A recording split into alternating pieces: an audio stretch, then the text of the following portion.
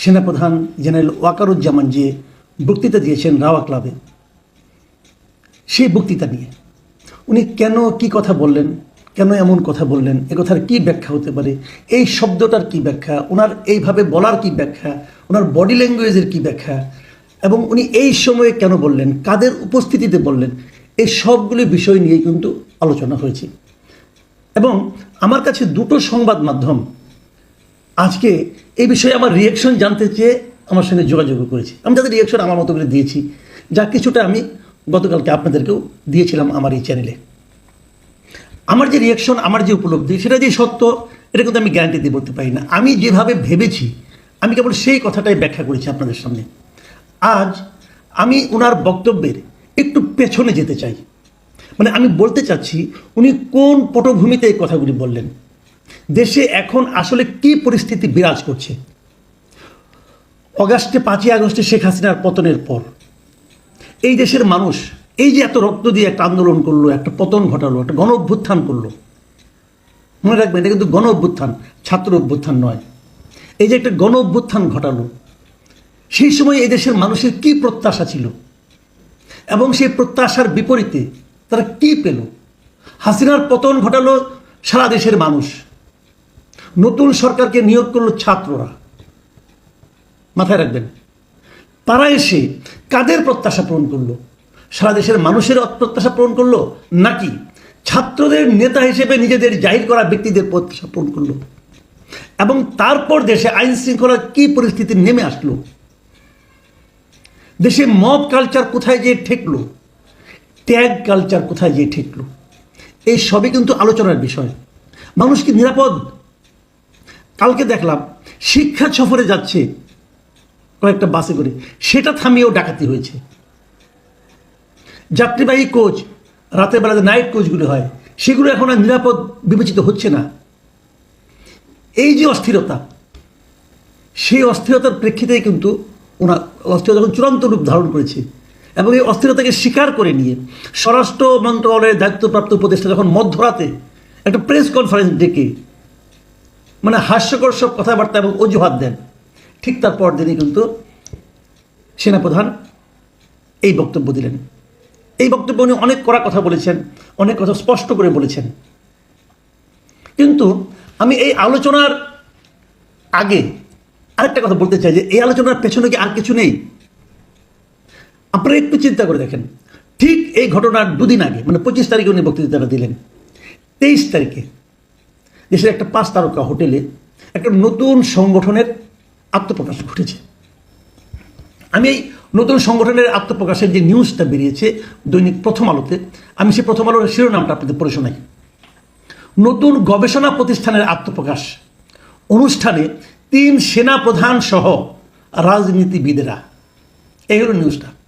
এবং এই নিউজটার পুরো আয়তন 300 ওয়ার্ডের একটা নিউজ, 300 ওয়ার্ডের একটা রিপোর্ট। সেই 300 ওয়ার্ডের রিপোর্টে আমি আপনাদের কিছু পড়ে শোনাতে চাই, আপনারা একটু শুনুন। সেখানে কি বলা হয়েছে? দেশে নতুন একটি গবেষণাধর্মী প্রতিষ্ঠানের আত্মপ্রকাশ ঘটেছে।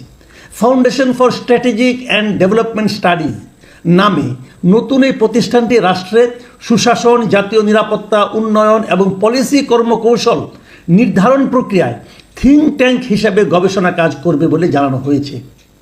প্রতিষ্ঠানটির চেয়ারম্যান মেজর জেনারেল অবসরপ্রাপ্ত ফজলে এলাহি আকবর।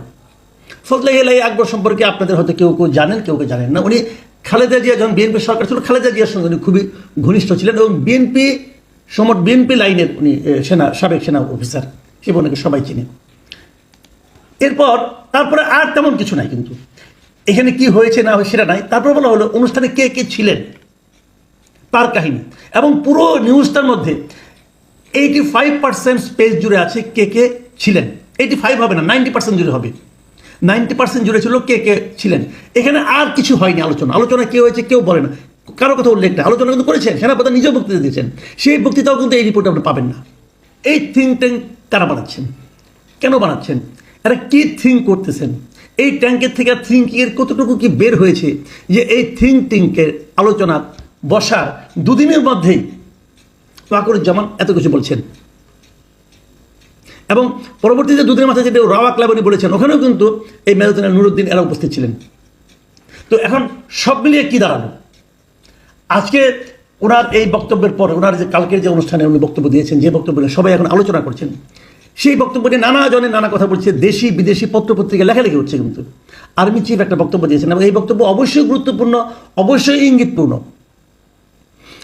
আমি নিজেও এই বক্তব্য নিয়ে কালকে আলোচনা করেছি এবং আমি পার্সোনালি বলেছি আমি কিন্তু এই বক্তব্যে আনহ্যাপি নই।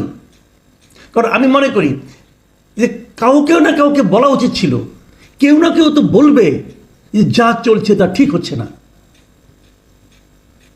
যা চলছে তা ঠিক হচ্ছে না, এই কথা কেউ না কেউ তো বলা উচিত।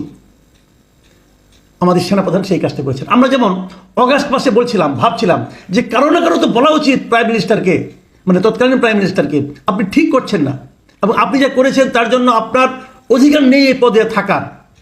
আমরা অপেক্ষা করেছিলাম কে বলবে, কে বলবে। সাধারণ মানুষ তো বলছে, কিন্তু ওনাকে বলার মতো, প্রেশার দিয়ে বলার মতো কে ছিল? এই সেনাপ্রধান ছিলেন। আপনারা যে বলবেন আমি সেনাপ্রধানের দালালি করছি, বলতে পারেন ভাই, কিন্তু আমি সমাজের মানুষের যে আকাঙ্ক্ষাটা, আমি সেটার কথা বলছি। আজকে যে দুঃসহ পরিস্থিতির মধ্যে আমরা আছি, কে বলবে? বলছে না কেন কেউ, করছে না কেন কেউ কিছু, হচ্ছেটা কি সারা দেশে? এই পরিস্থিতিতে আমি দেখলাম দেশি বিদেশি, বিশেষ করে ভারতের, পাকিস্তানের এই সংবাদ মাধ্যমগুলো, মিডিয়াগুলো এই সেনাপ্রধানের বক্তব্য নিয়ে নানাভাবে মানে নিউজ করেছে। কেউ এটাকে টুইস্ট করেছে, কেউ এর মধ্যে ইঙ্গিত খুঁজে বেড়াচ্ছে, কেউ এর মধ্যে অন্য কোনো লক্ষ্য খুঁজে বেড়াচ্ছে।